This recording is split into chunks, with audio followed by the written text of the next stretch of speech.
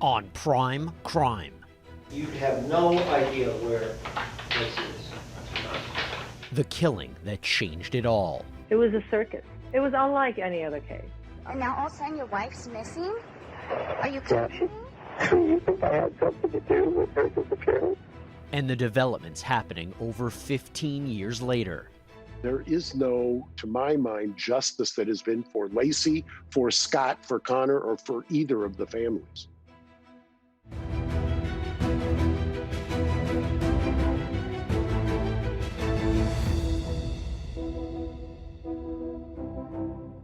Hi there, everybody. I'm Jesse Weber, and welcome to Prime Crime. This is where we do a deeper dive into the most high-profile and memorable true crime cases. And speaking of cases, we now have to get into one of the most famous criminal stories. This is the one that arguably defined the whole genre. My daughter's been missing since this morning. She's 8 months pregnant. It's Christmas Eve 2002. Ron Gransky informs police that his pregnant stepdaughter has disappeared. She took her dog for a walk in the park. The dog came home with just a leash on. That missing woman was 27-year-old Laci Peterson. Her husband was 29-year-old fertilizer salesman Scott Peterson. This couple from Modesto, California may not have been known at the time, but they would soon become household names across the country. My son-in-law called. He was playing golf this morning at 9:30. After Laci vanished, Scott sits down with police. Just tell me about the morning. I got up at 8 o'clock probably or so. Showered. We were watching her favorite show, Martha Stewart. Watched a little bit of that. The absence on his part, that kind of cool, cold, dismissive demeanor that he presented with. He's been married 4 years. Yeah. 4 or 5. I guess it's 5. They got married in 97. So you're married in 97? I believe so. I didn't make much of the tape. Scott was calm, in control. Keep in mind, he never confesses to anything. He gives his version of events. According to Scott, unlike what Gransky had told police, he didn't golf that day.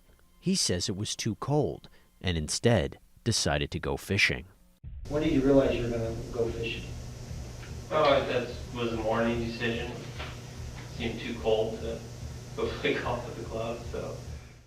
You're telling me that it was too cold to golf, but yet you decided to go fishing in an open boat, in open water, out there in that bay where arguably is one of the coldest places and uncomfortable places that you could possibly be, in hopes that you're actually going to catch something. How long do you think you stayed in the water?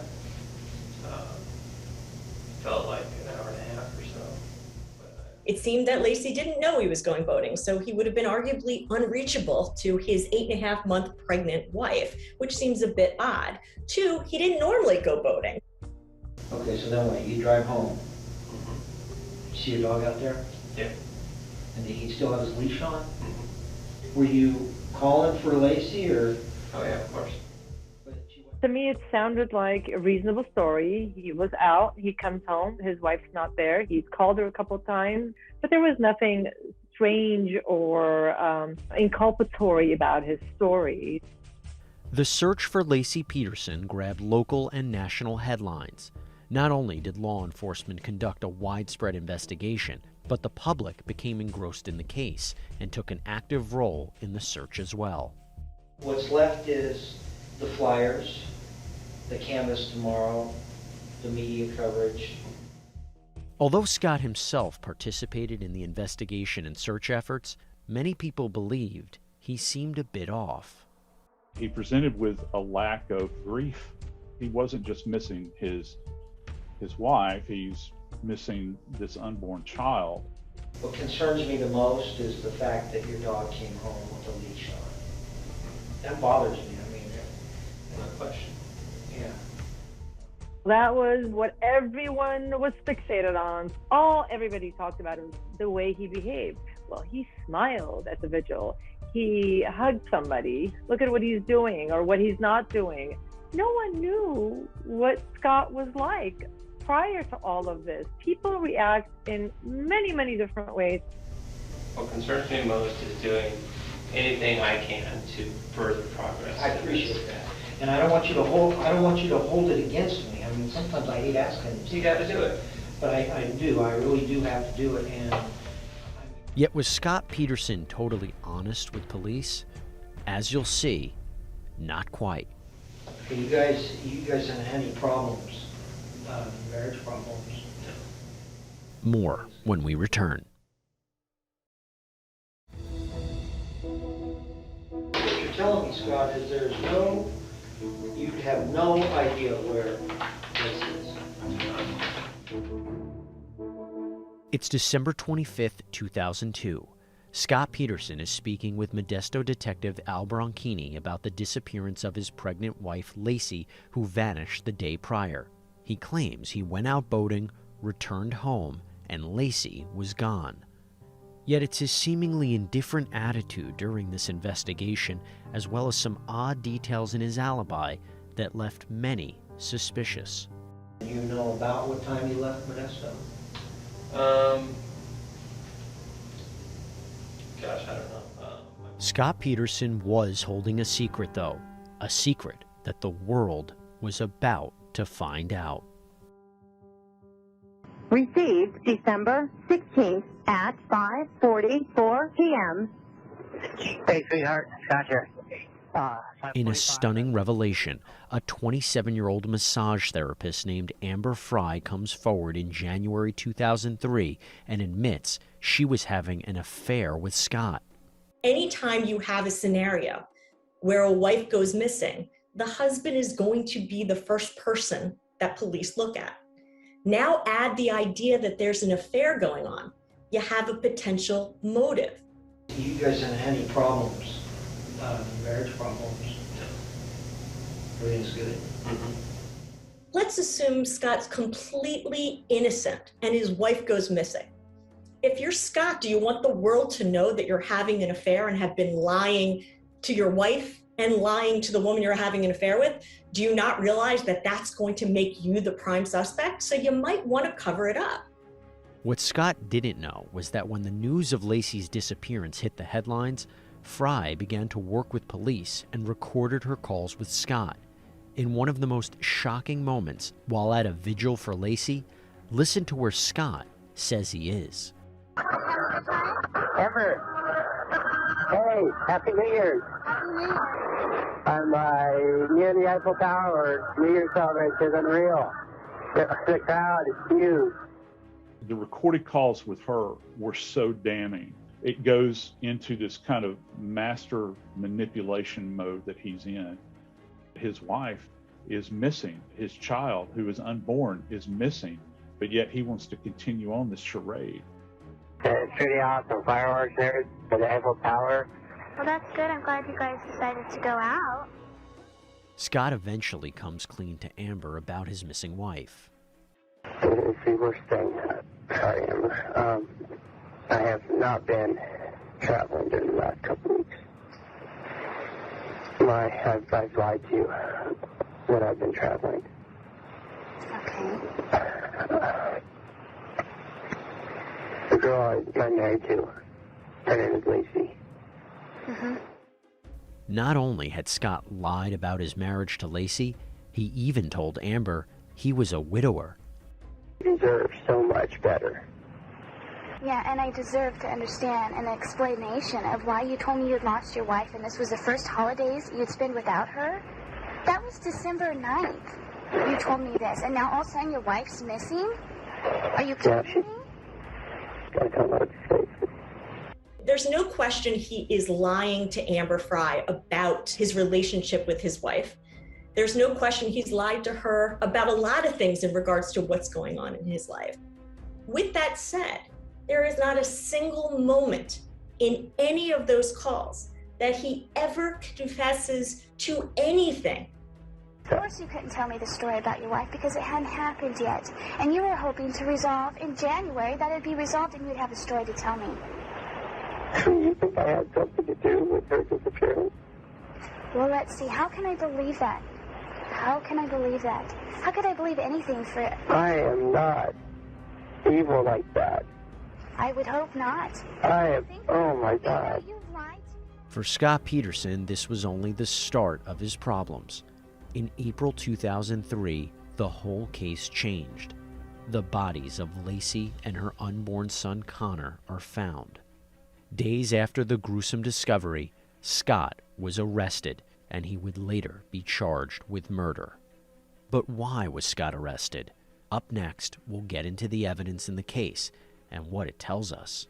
It is arguably one of the most horrific things that has occurred relative to a familial event like this. Even if we continued in a relationship, and the cops could come over and arrest you for Laci's murder. No. How can I be sure this will not occur? Because I had nothing to do with it. In April 2003, law enforcement did officially arrest Scott Peterson for the murders of his pregnant wife Laci and their unborn son Connor. This came after months of speculation that Scott was the killer, especially since it was revealed he had been secretly cheating on Laci with a woman named Amber Frey. The bodies were found washed up in the San Francisco Bay, only a few miles from the Berkeley Marina, a location that was very problematic for Scott. When you got in your boat and you took off, did you go very far? Or? Well, I mean, probably a couple miles. I went north, and I just assumed it would be a decent, shallow area. Scott, from the very start, says that he was boating on the waters on the day she goes missing, and the bodies are recovered in that exact location.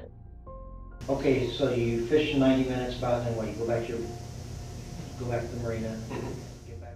In fact, canine dogs tracked Laci's scent to the Berkeley Marina. Yet there was a major issue for investigators. So the cause of death is undetermined.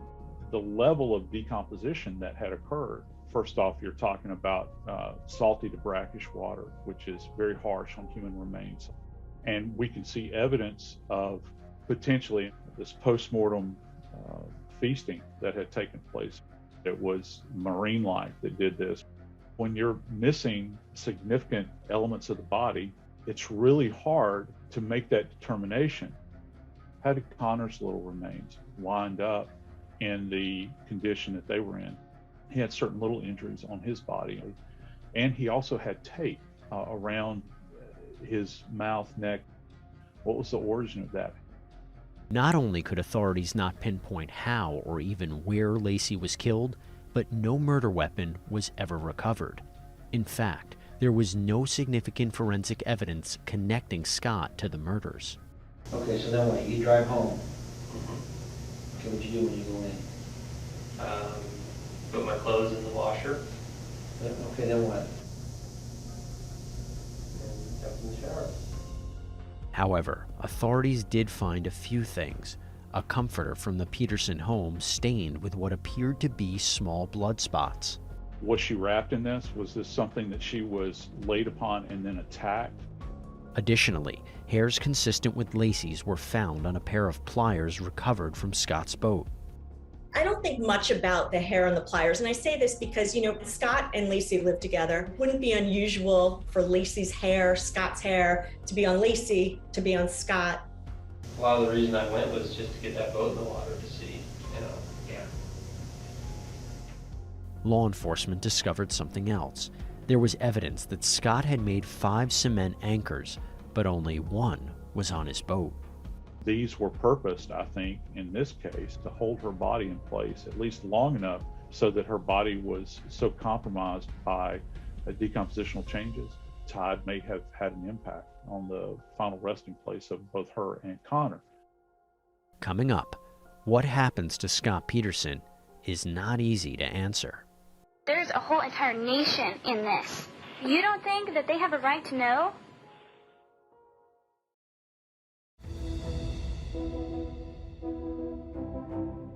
there's no possible way I had anything to do with it.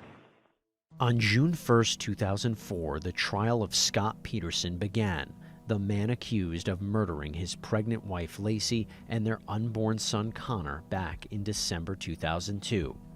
This trial was groundbreaking. It was a circus. This was one of probably the first cases, if not maybe the case, that I think triggered this huge interest in true crime, because it was unlike any other case as far as the attention and the obsession and the high emotions involved. The defense had a huge advantage: no confession, no witnesses, no murder weapon, and no evidence of how or where Lacey was killed. Peterson's legal team also had an alternative theory of what happened, which was tied to a burglary across the street from the Peterson home. After she came back from her walk, she came across these burglars, confronted them, and they, in fact, kidnapped her, killed her, and dumped her body. The prosecution was armed with circumstantial evidence, from authorities discovering the bodies in the very area where Scott had claimed he had gone boating, to when Amber Fry, Scott's mistress, the woman he had lied to and had cheated on Lacey with, took the stand. This case was nothing until Amber Fry walked into that courtroom. She was someone that the jury wanted to hear from. They viewed her as a victim of Scott Peterson. They viewed Scott in a very different way once they heard the audios between Amber Fry and Scott Peterson. Stand in my shoes and look through my eyes. What is it that I'm supposed to perceive of all of this? How many lies you've told me? I would consider me a complete who's done something to Amber that she does not deserve, and question if you could ever trust me again. After a 6-month-long trial and days of deliberations, the jury convicted Scott Peterson of the murders of Lacey and Connor, and he was ultimately sentenced to death. All of this circumstantial evidence came together without necessarily the aid of a lot of forensics, and was powerful enough that it convinced a jury of his guilt. I still don't think that there was enough evidence to convict Scott. People hated him, and for them, that was the evidence of it. The story, though, is not over. The President of the United States Supreme Court and this court, of course, say that the erroneous dismissal of a single juror constitutes constitutional error. In 2020, the California Supreme Court overturned Scott Peterson's death sentence. When the judge was voir direing the jurors, the big mistake he made is that any potential juror who indicated that they did not believe in the death sentence were immediately removed as potential jurors. Well, that's not correct. You have to continue to ask them whether or not, despite their feelings, they can still impose the death penalty. He didn't do that. Yet life in prison without the possibility of parole may not be the automatic future for Scott. At the time of this recording, there's a chance his convictions could be thrown out too, and he may receive a whole new trial. This all due to the alleged misconduct of a trial juror. On the questionnaire, they were asked if they'd ever been a victim of a crime, and her answer was no. But in reality, she'd been a victim of a crime not just once, but twice. She was, in fact, pregnant at the time. So she was literally in the same shoes as Lacey Peterson. We kept exposing or finding what I called at the time stealth jurors, meaning jurors who were lying and had an agenda to get on here. We caught a couple of them in real time. This juror, we did not. If this juror did commit what it appears she did do, then the verdict itself is tainted and must be thrown out. A new trial for Scott Peterson would be interesting, especially since Scott's sister-in-law, Janie Peterson, has been adamant that she has new evidence proving his innocence, namely that Lacey was alive when Scott left the house. This time around, I know the defense is going to have a chance to show that there's other suspects involved. Additional information about the timeline, people who had seen her walk. If you play it out, there's no way they convict him. There is no, to my mind, justice that has been for Lacey, for Scott, for Connor, or for either of the families. Every defendant should have their chance at a fair trial. this is the right time for him to have that trial. I know that there's still people who have made up their minds, but there's plenty of people who have not. I am hoping that it's going to happen soon. You said you've lost your wife. No. Yes. How did you lose her then, before she was lost? Explain that. There are different kinds of loss, Amber. Then explain your loss. I can't to you now. There is much more evidence to indicate that Peterson is, in fact, the culprit and that they did get the right man in this case, because it points back to Amber Frey. He's a womanizer who didn't care about his family. He was going to separate himself from the burden of being married and certainly with Connor on the way being a father.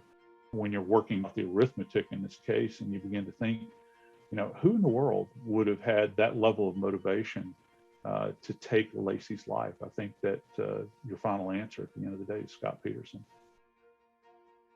Scott Peterson. That is a name that many thought would never be back in the news. Will he get a new trial and present new evidence? At the time of this taping, it's still up in the air. The question of if Scott's the real killer and what exactly happened to Laci and Connor, that is one that continues to be debated and thought about even after all these years. That's all we have for you here on Prime Crime. Leave us your comments on Instagram and Twitter with the hashtag PrimeCrime. As always, thank you for joining us. And until next time, be safe.